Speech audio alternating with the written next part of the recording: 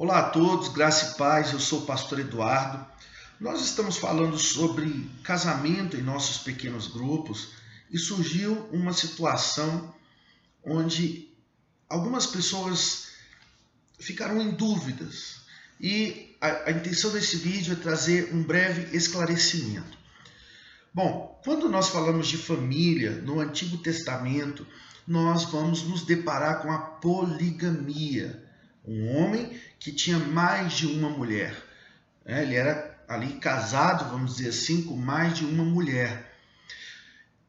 E a pergunta é, por que Deus permitiu a poligamia? Como é que Deus enxerga isso? E hoje, ainda é permitido? Vamos lá. A Bíblia vai falar para nós que a cultura do tempo era uma cultura patriarcal. Havia um homem, um pater, né? E ali se constituía uma família. E a família não era somente o pai, a mãe, o filho e a filha, os servos, os empregados. Isso fazia parte de uma grande família. E a Bíblia vai mostrar para nós que Abraão, a princípio, tinha apenas uma esposa, que era Sara, mas Sara era estéril. E entendia que deveria cumprir um mandamento. E a Bíblia diz lá em Gênesis 16 que, segundo o costume da época, ele toma Agar para si. Então, por que Abraão tomou Agar? Ali havia um costume da época. E aí a gente vai para Jacó, você vê que Jacó tinha duas mulheres, a gente chega nos grandes reis, Davi, quando Natã, por exemplo, confronta Davi por causa do pecado dele, Natã diz assim, olha, Deus não poderia ter trago outras mulheres aqui para você? Ou seja, havia uma cultura na época.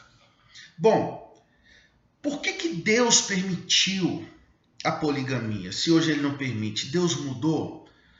Bom, a Bíblia não fala por que Deus permitiu a poligamia. A Bíblia não fala isso, mas nos dá alguns indícios. Primeiro, naquele contexto havia muito mais mulheres do que homens, como é ainda no nosso contexto. Mas dizem que, segundo alguns estudiosos, naquele contexto havia cerca de 50% a mais de mulheres do que homens, ok? E por causa disso, as mulheres estavam extremamente vulneráveis. Naquela sociedade, a mulher não tinha essa autonomia, essa força que a mulher tem hoje no nosso tempo. Então, por que Deus permitiu? As mulheres, caso estivessem distantes de uma família, seriam desamparadas. E desamparadas, essas mulheres estariam sujeitas à prostituição, à escravidão, à mendigância, e elas não teriam aonde se amparar. Então, esses são alguns motivos, prováveis motivos, porque Deus permitiu a poligamia, né? Então, por exemplo, havia muitas guerras brutais naquele tempo. E se uma mulher não estivesse linkada a uma família, essa mulher seria morta, estuprada, escravizada, seja lá o que for. Então, esse é um dos pontos que, historicamente, pelo contexto da época, nós podemos observar, né? Agora, pastor, esse é o plano de Deus? Nunca foi. Deus permitiu? Sim. Mas esse era o plano dele? Não.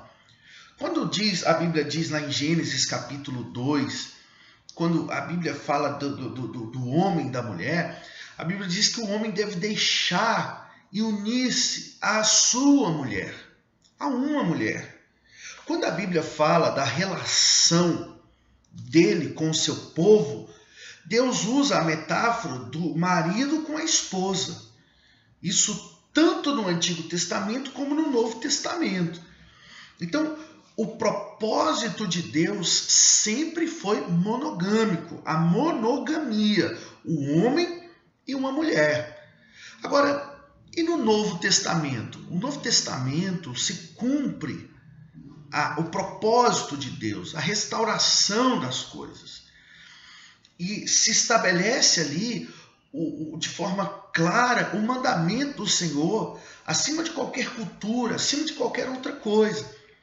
Então a Bíblia vai mostrar para nós sempre a figura relacional no singular.